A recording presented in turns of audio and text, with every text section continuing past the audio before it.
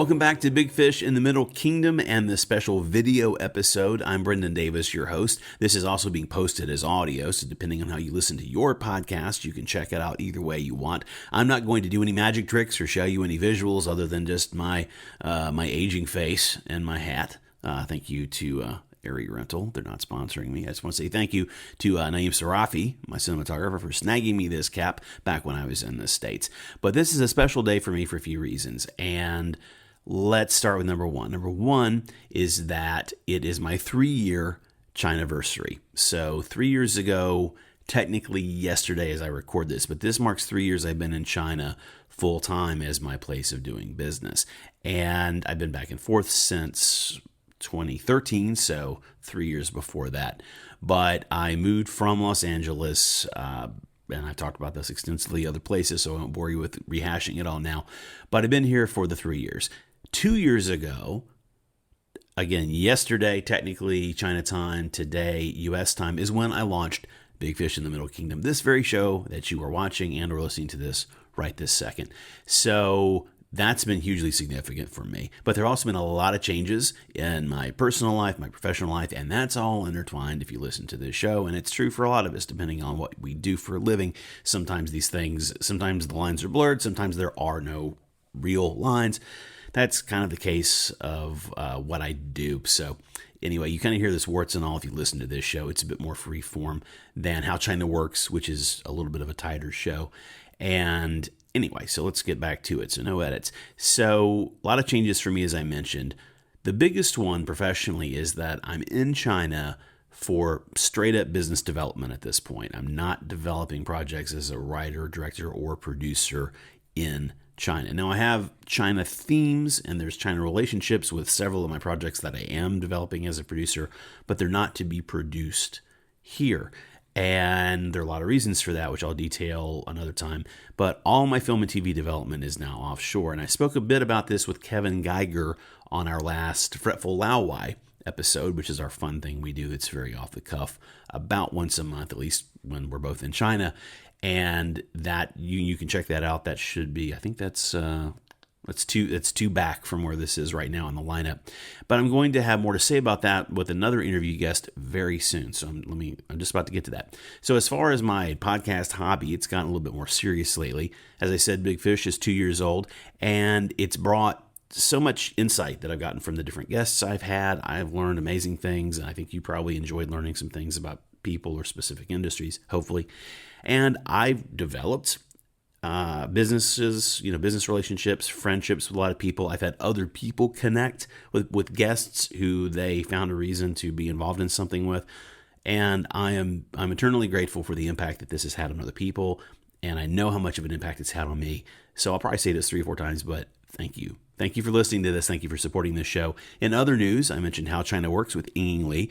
That show is chugging right along, and I'm hoping to have more to say on that front soon.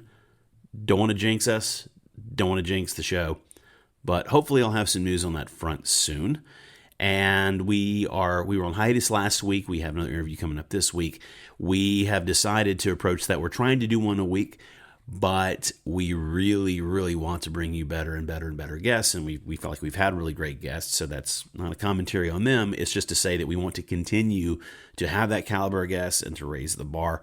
And also, we really want to try to be in the same room if possible. It's not always going to be possible because of Ying's schedule as well as mine. But as I said, I will have more to say about that soon. And I decided to reboot Big Fish in the Middle Kingdom while I'm back in China, but it is going to be a sporadic show. If you heard my earlier post about this, which was, I forget exactly off the top of my head. I'm not going to stop and look. But the Big Fish reboot, it's called, and it's about 4, 5, or 6 episodes back. And I'm not currently booking new guests for this show. So all of my efforts moving forward, as far as the Brendan talking to somebody, okay, so How China Works is going to be the combo interviews with Ying and I and somebody, sometimes just her, and I'll add my commentary at the beginning or end. But all my efforts are really moving toward this new show called If I Knew You Better. And I'm not going to turn this into an infomercial for that, but hear me out. This is all related. So I'm really working to step up my game. Again, this is very casual, and, I'm kind of a goofball by nature if you know me a little bit. I'm serious about what I do, but I try to have fun and not be too self-serious, which is a challenge sometimes. But As big a topic as China is, I have long wanted this way to get people in front of the mic or, on the show or a show whose interests are a lot wider than China, because my own interests are as well. And as you have also seen, whenever I do have a China-related guest on If I Knew You Better, I have been cross-posting that show here if it's someone who I really want you to discover and that I think you would enjoy. And that's going to happen again this week and next week. So let's talk about that. Tomorrow's If I Knew You Better, I'm dropping that Wednesdays China time is the goal for that show. Tomorrow's guest features I'm reading my notes, the ever thoughtful and candid Elliot Zagman. And Elliot is a international China commentator in both audio and print. He is the co-host with James Hull of the China Tech Investor podcast that our friends over at TechNode put out with them. But he has this, focus on tech investing, but he has a special eye and ear for calling out shady behavior wherever he sees it. And you don't want to miss that one, especially if you're someone who, again, if you follow the show and you're not skinning the game in China personally, I have friends, but the numbers suggest that there are more of you who don't know me at all who are listening.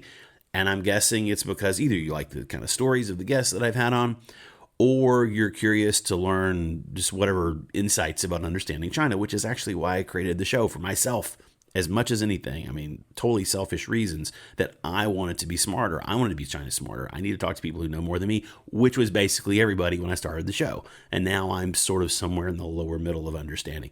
But Elliot really gets in there. So he is appearing on more and more shows that you might have heard of. He's been on Morning Edition this last week. He pops up on the BBC. He's on international media for his thoughts on the China tech space and what that means in terms of, Huawei, okay, and ByteDance before that, and the Luckin IPO.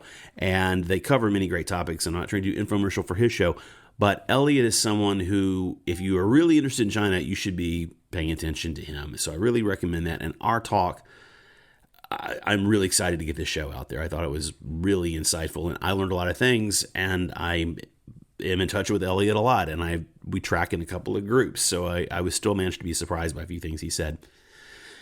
My guest next week on If I Knew You Better is Stephen Katz. Now, if you don't know, Steve is a old China hand himself, and he is a somewhat mythic figure. And again, let me look at the notes. His legacy in the entertainment business started with a career-launching short film that kicked off a season of Saturday Night Live. And he was trying to remember, he thinks it was the one where Eddie Murphy debuted, but it might be the second one. It might be past that. And his legacy was later cemented. He authored this best-selling book called Film Directing Shot by Shot. And that became and remains a textbook in film programs around the world, including the one that I went to at Georgia State University way, way, way back in the dark ages in the early 1990s when it had first come out. So that book has its 25th anniversary edition that was just released a couple of years ago. It's fantastic. It's been updated for the digital age. It's got tons of new information. Plus, it retains a lot of the classic examples because they don't go out of style. Hitchcock and Spielberg, those older films, and Coppola, that stuff is always relevant because they're always good films.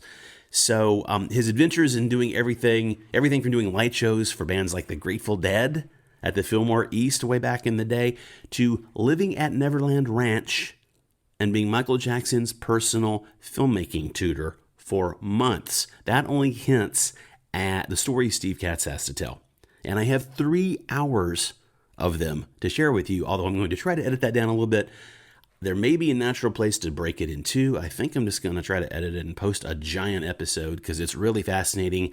And I have to do this while I'm also managing my day jobs this week and next week. But I'm going to get it done, and I'm going to have Steve on for a round 2 regardless, as you'll see when you get to the episode. So again, I'm going to cross-post both the El Zagman and the Steve Katz shows here on Big Fish in the Middle Kingdom 2. And I hope you enjoy those, but I really hope you will subscribe to If I Knew You Better. So please search that wherever you get your podcasts. I really want to keep bringing audio into your earballs. And moving forward on Big Fish in the Middle Kingdom, I'm going to be doing, a few recurring segments like Fretful Owl with Kevin Geiger. That's going to be something we do. I have a few other things that I'm thinking will go on there to kind of keep it interesting 3-4 times a month.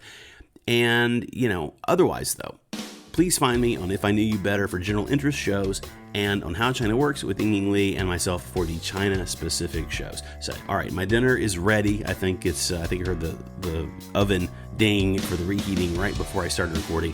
So I'm off like a prom dress, as they say. Thanks for listening. Check back tomorrow for the Cross Post with Elliot Zagman. And thank you again for 2 great years. I really appreciate it. See you next time.